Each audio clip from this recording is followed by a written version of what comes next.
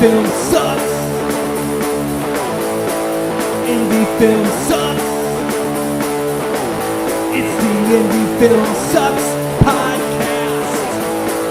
Yeah.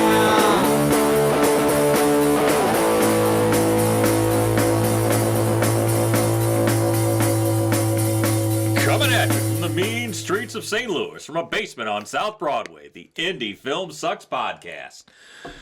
Because, the year's almost over, or the year's over, I don't even fucking know. I don't even know what day it is, what time it is. Yeah, anyway, because we're here.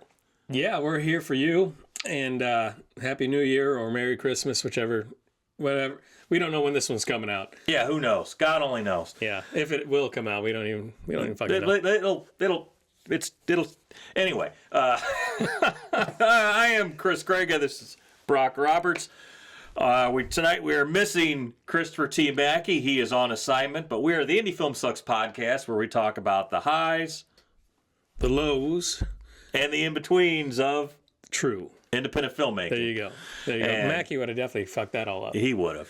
Every time. I miss that guy. Yeah. I don't get. So I'm glad to be here again. I know sometimes I miss some, and I look forward to seeing you guys. And it's unfortunate Mackey's got some really important things he's taking care of. He does. He is. So we miss you, Mackey, but we'll catch up with you next time.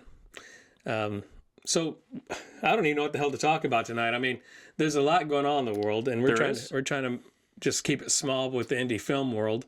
And so let's just talk about that a little bit. Well, so here's something I've been thinking about, man. I watch a lot of indie films. I'm on a lot of different sites with indie filmmakers. I am very versed in this universe, I think. Maybe not as much as I should be or could be, but regardless, one thing I notice all the time, because I see a lot of Kickstarters, a lot of Indiegogos. Mm-hmm. Of course, Indiegogo is apparently jacked up now and doesn't work anymore like it used to. Yeah, someone new bought it out and screwed it all up apparently. But anyway, neither here nor there. I see a lot of stuff being talked about, and man, it seems like everyone is always on fire for the new project, the next project. What you got coming up next? What's the next thing you're going to do? And all the other stuff, after you finish it and you go to festivals, do whatever you're going to do with it, then it's just kind of forgotten about.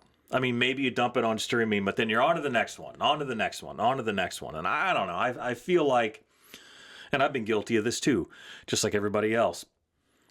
But I feel like people don't spend enough time, for whatever reason, on what they currently have in front of them. Yeah. We have been guilty of that to an extent. And part of it is because of marketing funds. Yes. One. And two, if you do have the funds, what is a real correct way to actually market it? That's really hard to figure out in this world with so many distractions. Where do you market it at? How do you market your small budget film, which obviously is not going to compete with Hollywood and their budget just for marketing, So that's a tough one for all of us who are trying to push our films, and because it is so hard, you're right. We forget, we need to keep on pushing through, and too often, like you said, Grega, you just want to hit the next project because that's the most fun. Yes. But there's many of us out there that have other projects already finished, already ready for people to watch and see. And it's hard to keep pushing those when your mind's set on, well, these are dead because it's already been 6 months or a year or 2 years and we're not seeing too many results. And we'll take Red Night at Skies. It's been out for 6 months now, 8 months. Yeah, something like that.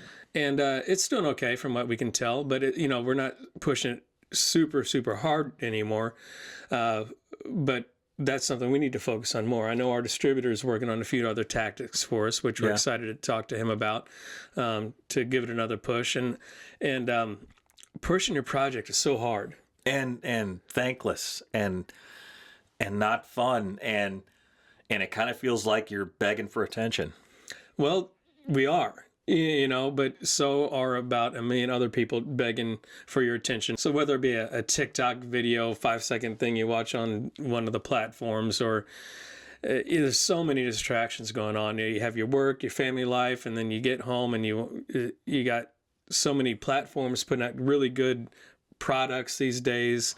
And it's hard for smaller budget movies to be seen or heard. And frankly, a lot of them are good, but there's a lot of not good ones too that people have to sift through. And when there's so many bad things out there, they all kind of write off independent film as being all bad. And obviously, as Greg contested earlier, he watches a lot of independent films. We've seen some really good ones, and we've seen some really not so good ones. Correct. You know? And it's hard for the really good ones to get noticed when there's just they're the needle in the haystack. And yeah, I feel like our movies are pretty good, but yet there's still just a needle in that haystack of all the content that we're competing with. Not just other independent films, big films, and all the social media crap that everybody spends most of their time, unfortunately, on. So it's difficult. So finding tactics to market your film is very difficult, but if you don't do it, nobody else is going to do it for you. So we're figuring that stuff out, and believe me, if we find a way to get around all the bullshit, I don't think there is. I don't think there is a way around all the bullshit. Probably not. But if there is a way and we find it, we'll keep you posted. But we are working on a few things. So yeah, because that's the truth of it, man. Because this podcast is called Indie Film Sucks, and there have been people that have said, "Oh, I love indie film." Sure. But do you love every single aspect of it? Oh, I love watching indie films. Okay. Do you love marketing and selling them? Well, I've never had to do that. Yeah, because that part sucks. Making films, filmmaking, being on set, sometimes with your friends, sometimes with strangers, sometimes with professionals, that's the greatest thing in the world. There is nothing more fun, more fulfilling, more exciting than making a movie, in my opinion. I agree. And it used to be, the golden age of Hollywood, it meant something for people to watch a movie, Yeah. And I'll go back to all the distractions we have these days. It's almost like it's lost its shimmer, like you kids these days, and I say kids, even in the early 20s or even mid 20s, they may be able to rattle off 10 Hollywood stars, which that's crazy to me, but it's the truth. That is the truth. And, those 10 are, it's funny. A lot of those big Hollywood stars they're pushing their stuff every day on Instagram. They have big following. Obviously we don't have the millions that they do, but they're big stars still pushing everything, not even just their movies these days. They have marketing teams behind them looking to market stuff for their business. So I've made this comparison a number of times. I don't know if I've made it on the show or not. Pretty much everyone has heard of McDonald's, right? Sure. Yeah. The Golden Arches. Yes, everyone has heard of McDonald's. So if McDonald's never advertised again, people would still go there because it is that deeply embedded in this culture. However, they still spend millions of dollars to keep those Golden Arches in the forefront. Absolutely. That's what we're all as filmmakers struggling against, that marketing, that, hey, look at me, and then someone who has millions of dollars to pour into that look at me campaign. It's daunting. I like you said, how to find a way through the bullshit. I don't know if we'll find a way through the bullshit. I mean, the only surefire way through the bullshit, and that's not even guaranteed, is money. Yeah, there is no guarantees, and especially these days with all these there's so many famous people these days that are just famous for being famous. Like, say, the Kardashians, the biggest name out there, right? And what are they famous for? It's not for being talented. It's for other bullshit. Sure. And there's tons and tons of other TikTok. I'll go back to TikTok or pick a platform star, and they seem to get more attention than people that actually have talent. You know, it's crazy to me, but that's the way of the world, and we're trying to still make art instead of bullshit. Yeah, 3-second clips. And that's, I guess we're a dying breed. I don't know, because every filmmaker wants to make a film, and most filmmakers, there are some people who just want to focus on short films and that's it. But most filmmakers either aspire to or currently make or want to make a feature film. Absolutely. That's like the end goal. It's like, I would argue that until you have made a feature film, or I don't know, well, no one shoots on film anymore, but until you have made a feature, you're not going to feel like a true filmmaker. Now, some people might disagree with that, but I think for the majority of us, that's kind of the benchmark of I'm a true filmmaker, I've made a feature film, and no one can ever take that away from me. But you're right, as an art form, that is being replaced by 20-second TikTok videos. And coming to a theater near you, AI.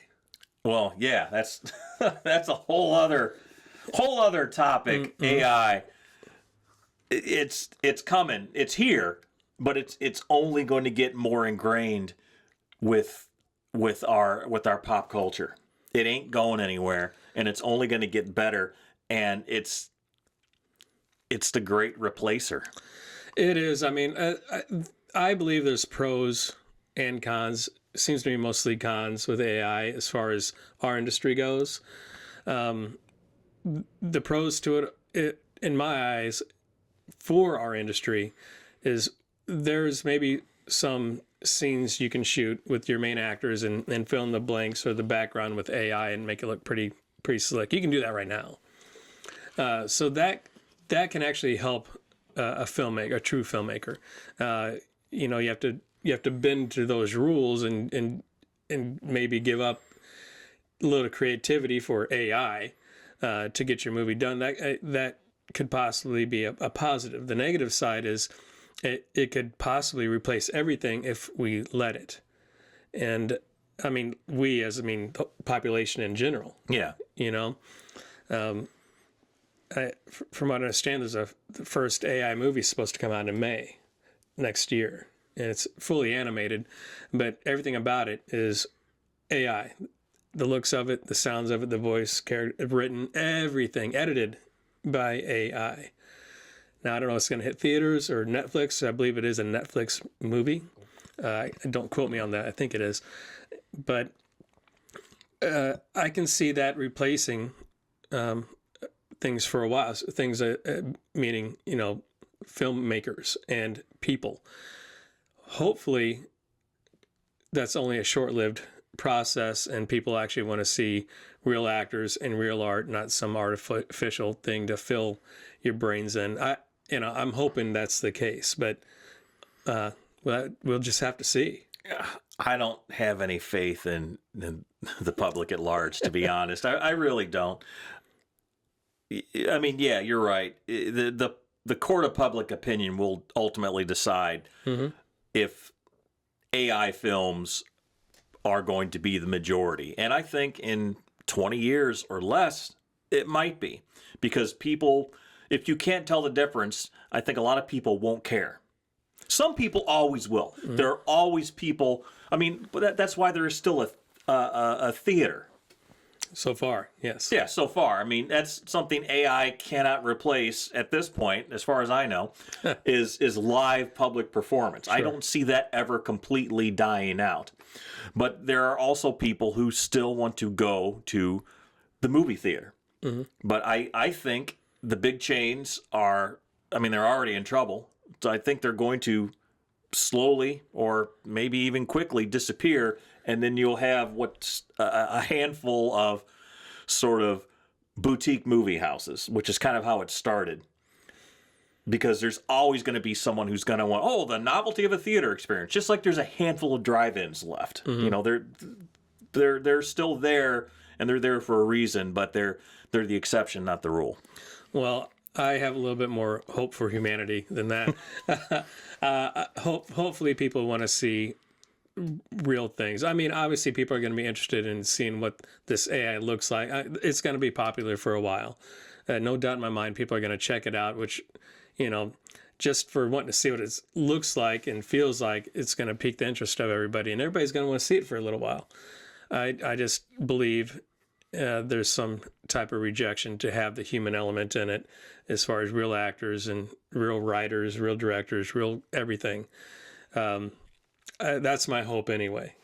I mean, yeah, hopefully. I mean, hell, people said vinyl was dead, and that made a comeback, so to an extent. Yeah, it's true. And, you know, I just, AI in my eyes right now can only replace so much, and the human soul is one of them they cannot replace. I mean, I've listened to AI music, and it's pretty damn good. I've listened to I've listened to real songs written by real artists, and AI shuffles it around and will turn a rap song into a blues song or a metal song, and it's actually pretty damn awesome. But I think I'm just one of those that go, okay, it's pretty awesome, but I'm not going to spend money on this. Sure. You know, because who's it going to? No, it's not going to anybody real. So Yeah, that's a good point. How do you profit off? Someone somewhere oh yeah, there's has to definitely profit. If there wasn't a profit, it wouldn't be happening. That's true. So we'll see how the AI thing goes. And I think another thing that's kind of a little topical, which will probably last for a while, is this possible buyout. And by Netflix is putting a bid in for Warner Brothers. Yes. And everything that goes along with it. I think it's also Disney as well. I believe so. Okay. And there's a little bit of issue with that because Netflix, I forget the CEO's name, he has stated, he's not interested in theaters. He believes that everybody rather sit on the couch and watch TV or a movie TV, which, I love watching movies from my house. Sure, I do. most people do. Yeah, But sometimes you want to get out of the house and you want to go see a movie in the theater. Absolutely. There's something about that 70-foot screen that you're not going to replicate at home, no matter how big of a TV you have. Yeah, and if that's the case, and they just want to, if they have that big of a buyout and control all that, the movie theaters won't exist because they'll have such a big chunk of the market. They're just going to make movies just to go directly to your house, and they're not going to put it in theaters anymore. And Hollywood is not happy with that. And man, let's face it, monopolies are bad. Yeah. Competition is good. Mm-hmm. I mean, how would you like it if there was some regulatory committee that existed that you couldn't make independent films unless you were part of this organization? It'd be terrible. Horrible. Yeah, but that's never gonna. Well, I can't say never. Who knows what's gonna happen in the future? But that's the thing, man. Yeah, there are thousands of filmmakers making thousands of films, and a lot of that hurts because there's a lot of noise with the good signal. There's a lot of chaff with the wheat, but there's some metaphors there, right? But it's still healthy competition. Yeah.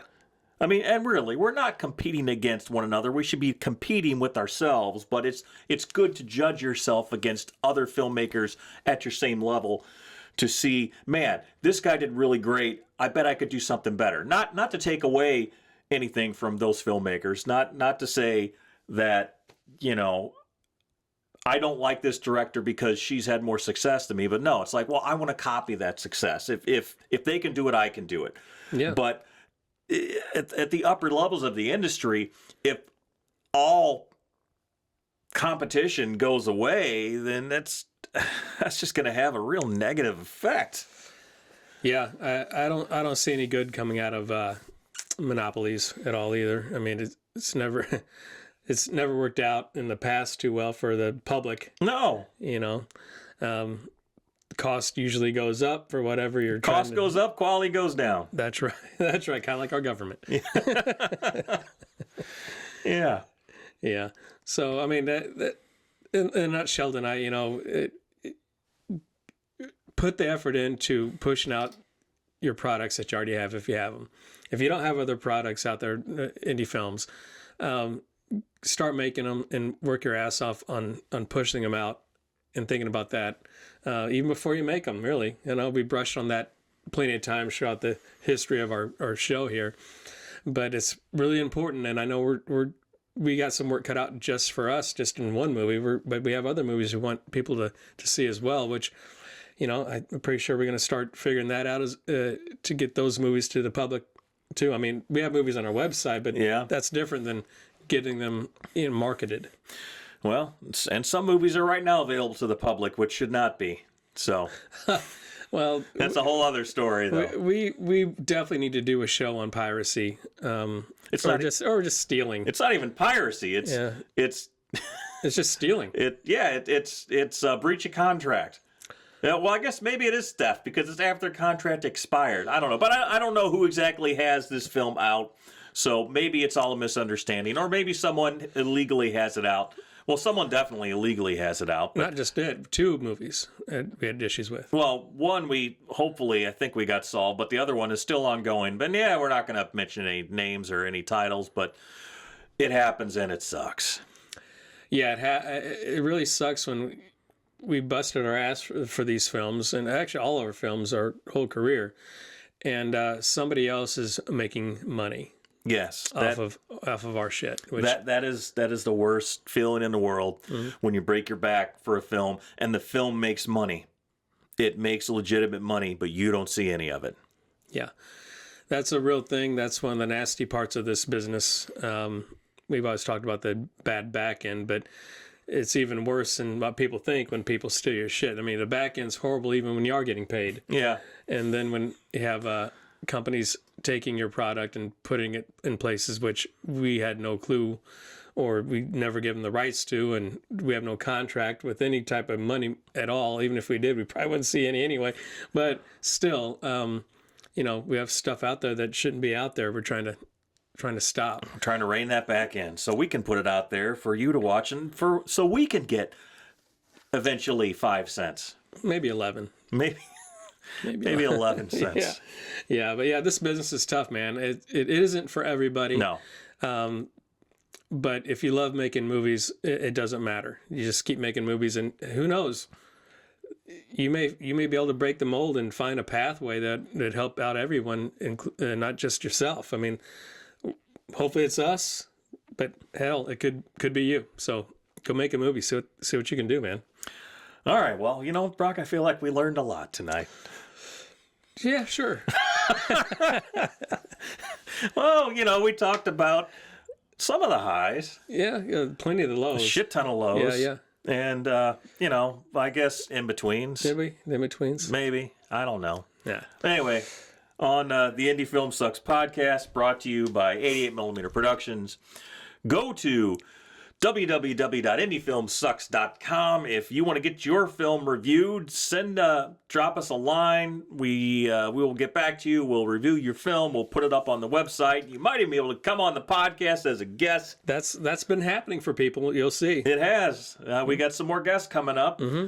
And also go to 88mmfilms.com and buy some of our shit. We have physical media there for sale. Red Night at Skies on Blu-ray, Game of the Year on DVD with about an hour's worth of extras. It's like getting 2 movies for the price of 1. Yeah, and thank you to the guy who bought 15 Blu-rays of Red Night at Skies. You rock, man. Thank you. That's pretty awesome.